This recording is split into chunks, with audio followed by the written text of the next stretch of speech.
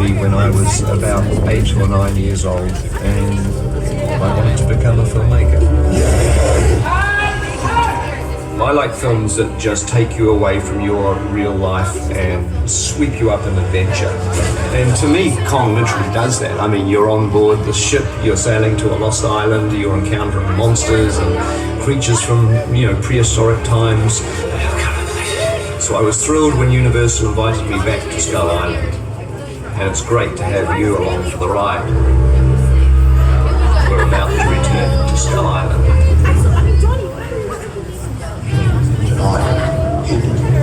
Folk. Nobody's lived here for hundreds of years.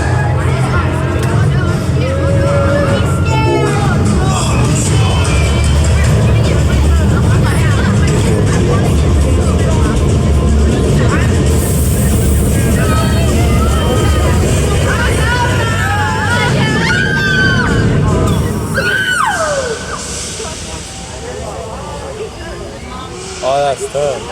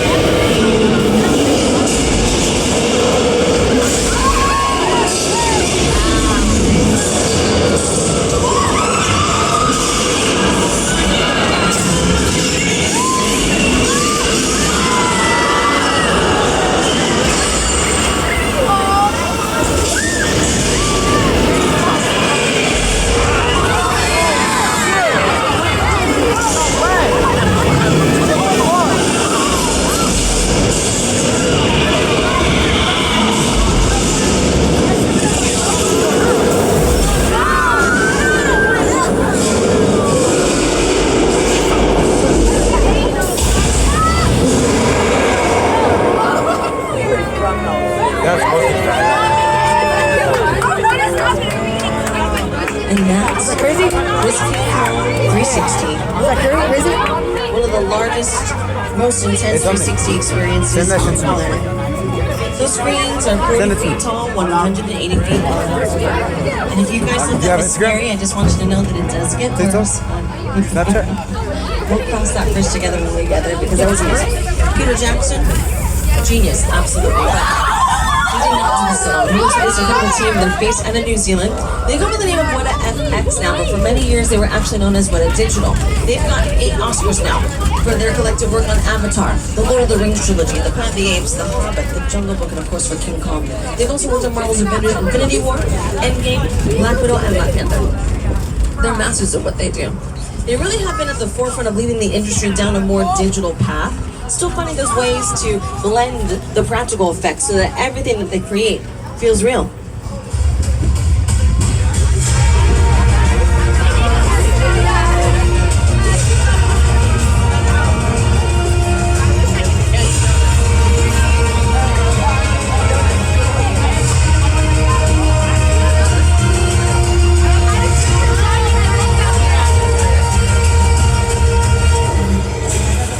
We very much are in a digital era, but sometimes it comes back to those practical effects. Like, take a look at this mural to your right. It's completely painted in HD paint. Some of the windows on the mural are reflecting what is to your left. But honestly, if the camera's getting close enough to pick up on the details of the mural, something has gone wrong. First, they gotta place the camera far away from the mural, and they have to make sure that whatever scene they're getting, that the camera is constantly moving. They actually use this mural perfectly in that scene from Bruce Almighty. Place the dog!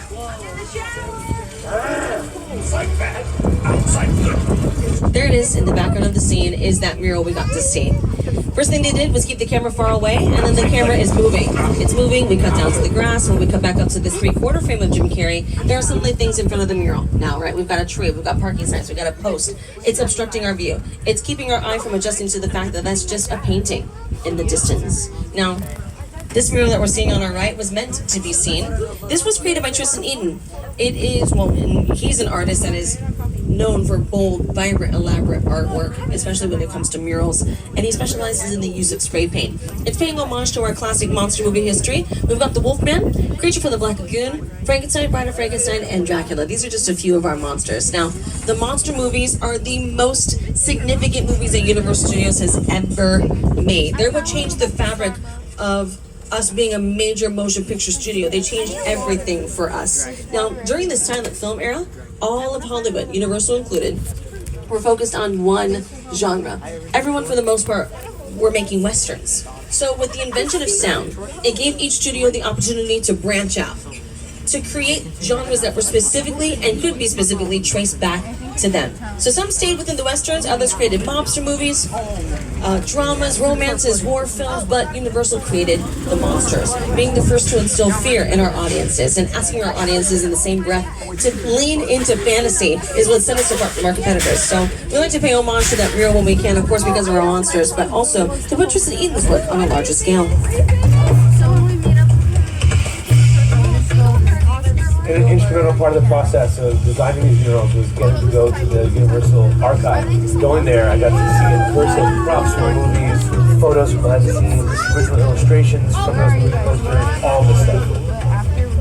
I had an early affection for movie monsters. I was always fascinated by the magic behind making movies. But I fell in love with zombie movies and monster movies as a young kid. My world that I come from is skateboarding and graffiti and comic books. You always have to pay homage to where that art form started. And for me, it started with painting stuff in the street, literally, tagging billboards and dumpsters. Without that, I never would be here using spray paint like this. We're gonna make our way over to Amity.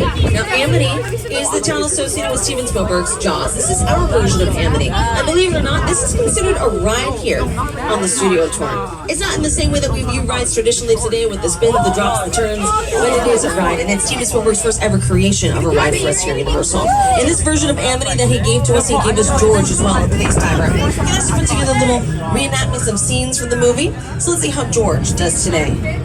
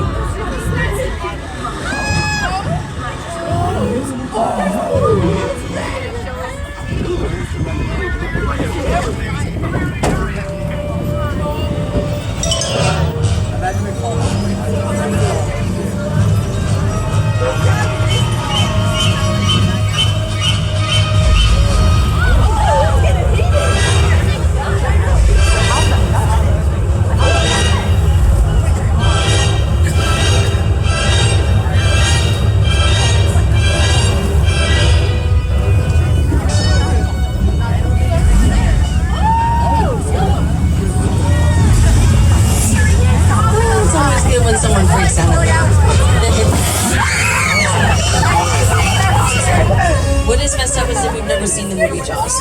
That's a problem. It's important. Jaws provides us with a major life lesson, right? What we learned from this movie is that we do not belong in the ocean. You don't. Neither do the ocean. Like 2 to 3 weeks into production, it's not working anything. That's why a lot of the scenes in Jaws look like this one. Let's rewatch it. Because now in this scene, you're going to realize that we never see the shark.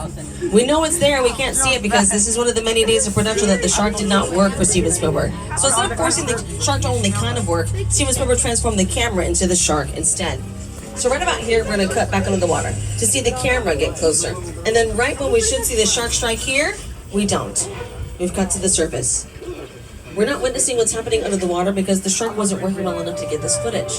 This happened a lot because the shark stopped working 2 weeks into production, pushing them behind schedule by 100 days. So in order to fix it, in order to make up for all the footage that they could not get, Steven Spielberg decided that in moments like this, that he and his team would cut away and allow for us, the audience, to fill in the gaps by using our imaginations. That's what transformed the movie into a psychological thriller, which was not the original plan, but it is what made it scarier. And it also is what saved the entire movie. Now, while Steven Spielberg didn't have much control of the shark, we have control of almost everything here on the lot, and that includes the weather. So here in Old Mexico, we're going to show you all how we can create rain for film and television. Okay, so far we've got lightning. It is a little bright out, but we can see it bouncing off the wall there. We've got thunder, check. So far, so good. Okay, let's go ahead and cue that rain now. Perfect. So we're sending water up the overhead sprinkler systems, letting it fall down to the ground naturally.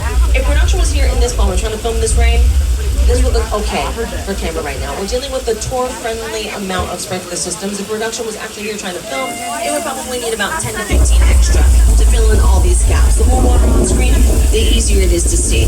But if this was 10 o'clock at night though, with no natural light, no visibility, it's going to take 20 to 30 extra sprinkler systems. We're going to backlight the rain to give it a pop. And if that's still not enough, we might even tint the water with some powdered alcohol. I know, it's weird, but it works. Thank you, it's not the most the flash flood that's going right for cars 3 and 4. Does anybody have a poncho back there doing that? In this case, car 1, car 2, scooting on.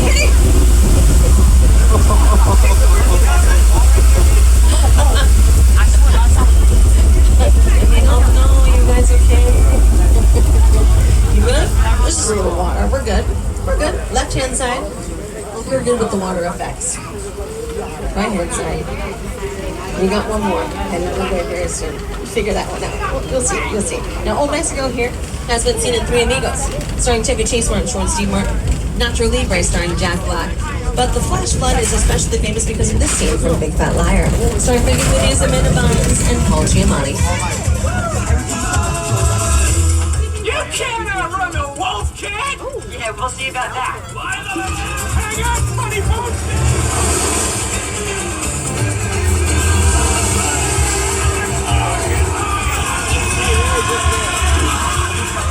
And now we're here in 6 Points, our beautiful Western set that has been featured in hundreds of the classic cowboy films starring the legends like John Wayne, Jimmy Stewart, Kirk Douglas, Clint Eastwood, Robert Redford. But now, there's been a resurgence for this particular set over the last 10 years, and we've got Quentin Tarantino to thank for that.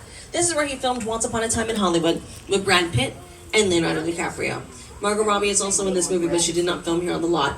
This specifically is where Brad and Leo spent about 3 months together, filming 6 days a week. 3 months together, 6 days a week. Everything here in 6 Points makes an appearance in this movie for almost 40 minutes of screen time. That's a lot. It's almost half the movie, so if you haven't gotten the chance to watch it yet, put it on the top of the watch list. Brad Pitt won an Oscar for this one, for Best Supporting Actor in a Major Motion Picture. Now, when I hear that Quentin Tarantino filmed 40 minutes of the script here, ultimately I know that means that was 40 pages of the script.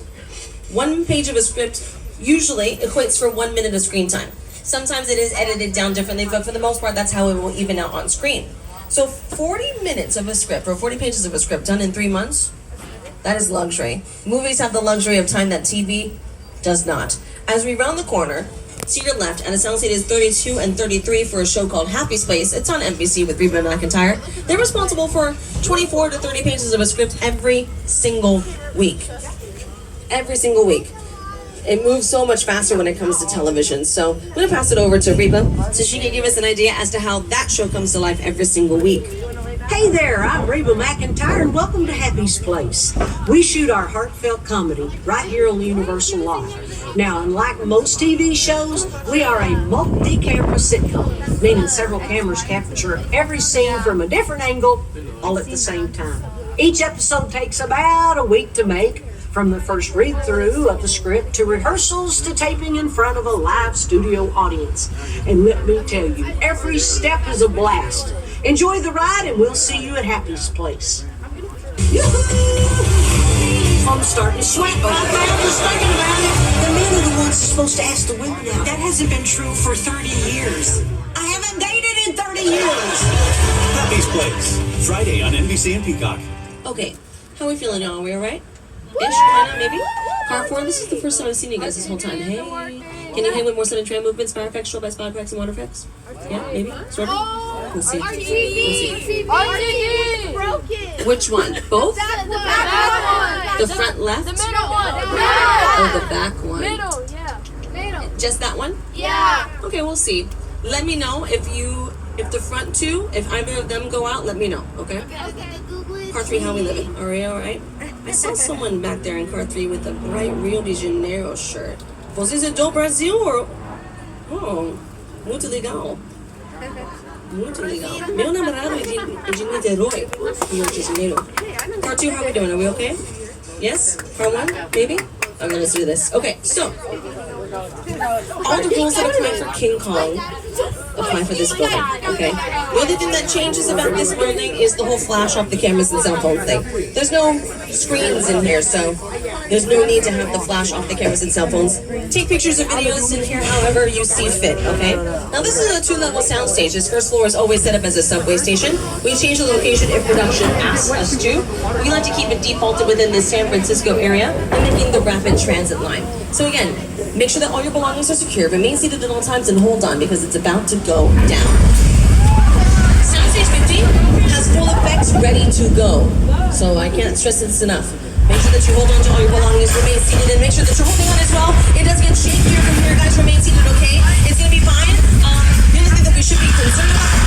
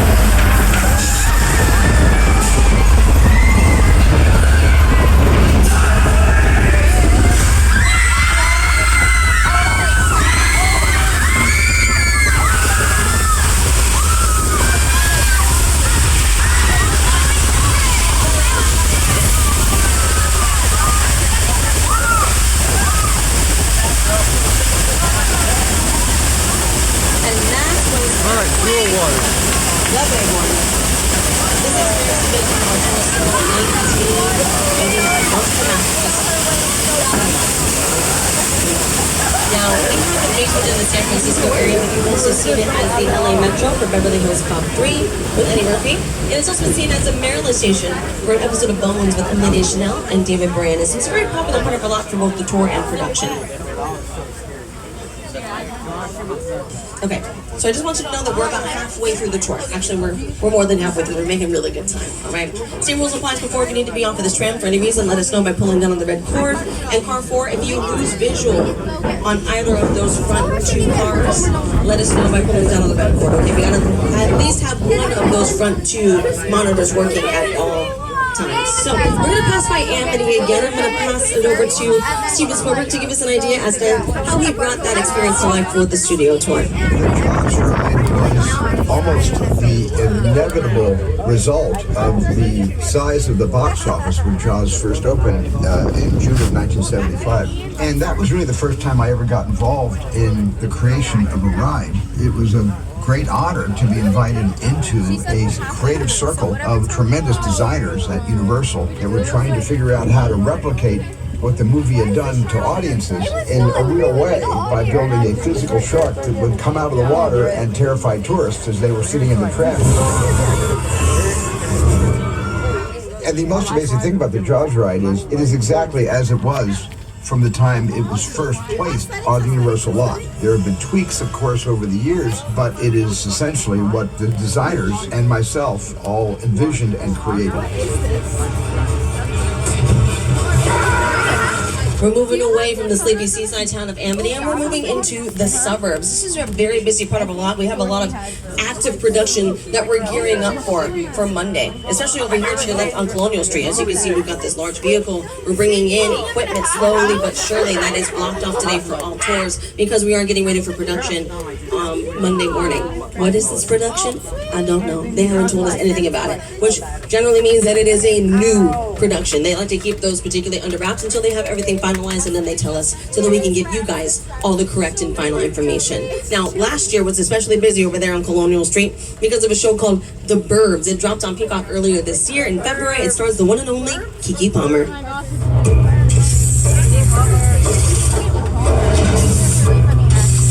Welcome to Ashfield Place, the safest town in America. So, what's the deal with that Victorian house? There have been whispers of murder. Which one of us is the murderer? So are we gonna go in? Do white ladies love salads? Hell yeah, we're going in. In a few moments, we're around the corner here onto Janet Lee Drive.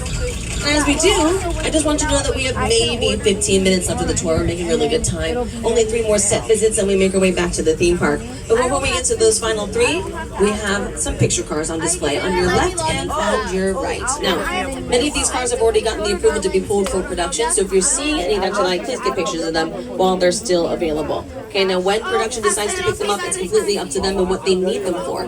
Are they being driven? Are they just going to be stationary? Are there refurbishments that need to be made? There are certain things that go into those decisions and how long that timeline will be for the cars to be taken off the lot. Now, if you stay as a guest next door, you're going to need the fastest vehicle possible. Maybe even a transformer to get you out of here quickly, because next door is the Bates Motel. From Alfred Hitchcock's Psycho. We've been featuring this set on our tour since our launch here in 1964. Norman Bates seems to be watching us from the window of room 1, but I believe that to be a decoy. He could be anywhere. Mama, on the other hand, she watches everyone and everything from the top left window of the home, right up the hill. Whoa! Is that the real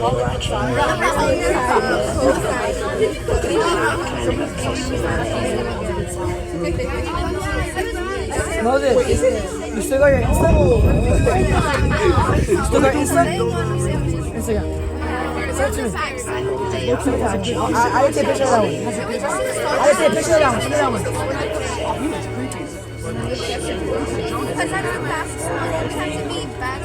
Yeah, we're not exactly in the clear just yet. It does seem to be as though we managed to elude the Bates, but we still got 2 more sets to go. This is the crash site from Steven Spielberg's War of the Worlds. This movie stars Tom Cruise and Dakota Fanning. On your left is a real airplane, a real 747 purchased by production for the discounted price of $60,000. Destroyed, and then only featured in the movie for maybe 4 minutes of screen time. This goes to show you how important production design is. It sets the tone, it tells the story, without the actors having to say or do a thing.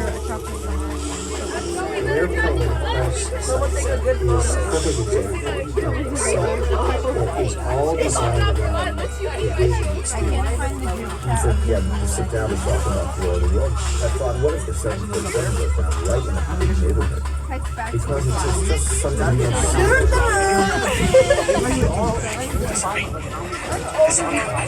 Close your eyes, okay?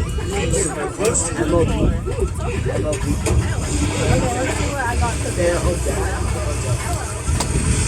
Bobby, get in. Get in. Every director has their own sense of style. With War of the Worlds, Steven Spielberg leaned into action and detail, giving us those suspenseful moments that he knows how to do better than anyone. Now, Jordan Peele, when it comes to his movie Nope, he gave us cool, interesting, down-to-earth characters, and then he put them through out-of-this-world situations. The last set we're going to see today on the tour is called Jupiter's Claim. It's all of the original pieces brought directly in from the last day of production from a movie that's written, produced, and directed by Oscar winner Jordan Peele. This is Jupiter's Claim from Nope. Movie magic only happens when a team of collaborators, often in the hundreds, work together to take an impossible notion and bring it to life. This is Jupiter's Claim, a nostalgic, small-time Southern California amusement park owned by former child star Ricky Jr.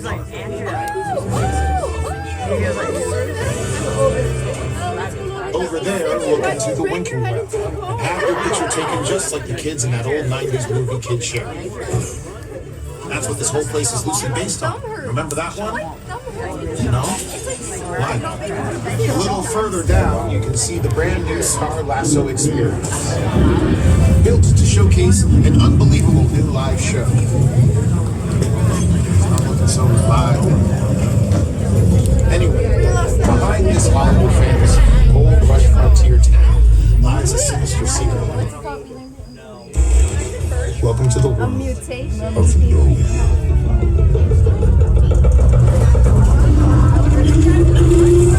Can we start driving?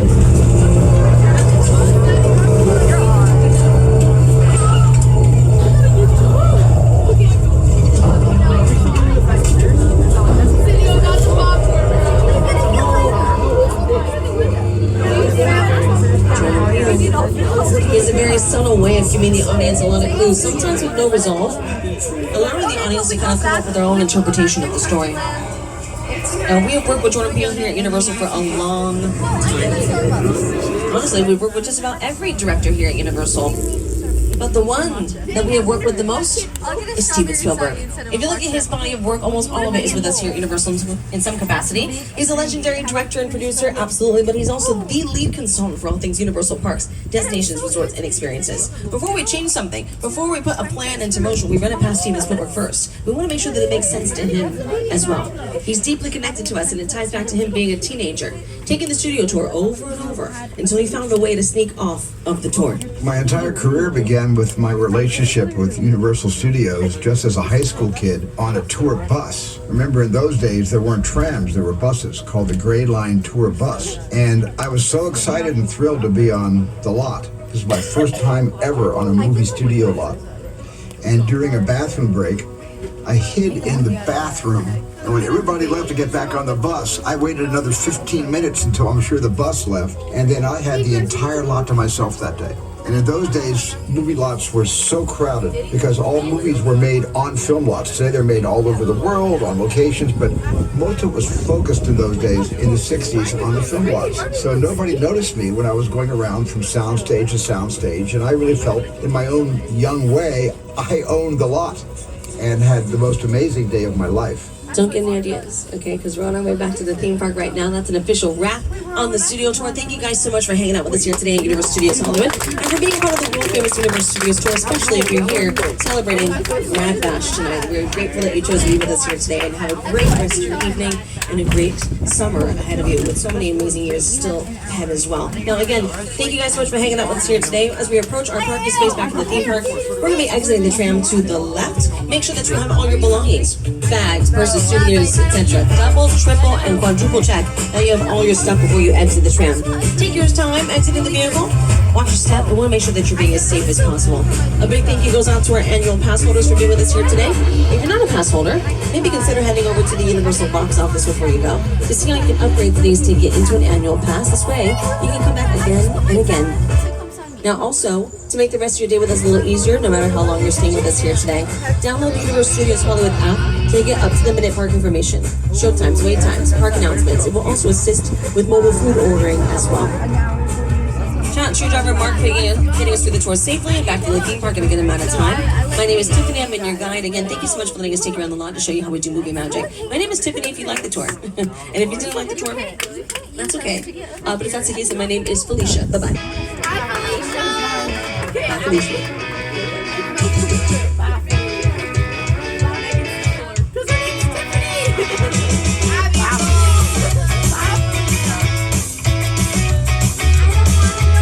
If you're interested in purchasing any of the NBC Universal movies or shows that were featured and mentioned on today's tour, you can check out universalpicturesathome.com.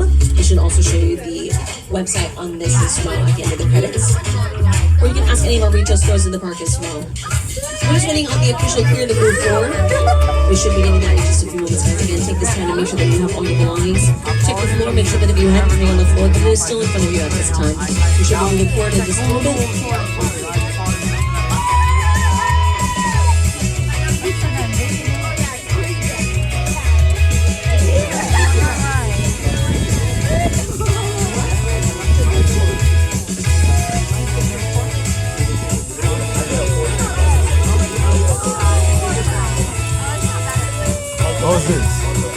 Moses.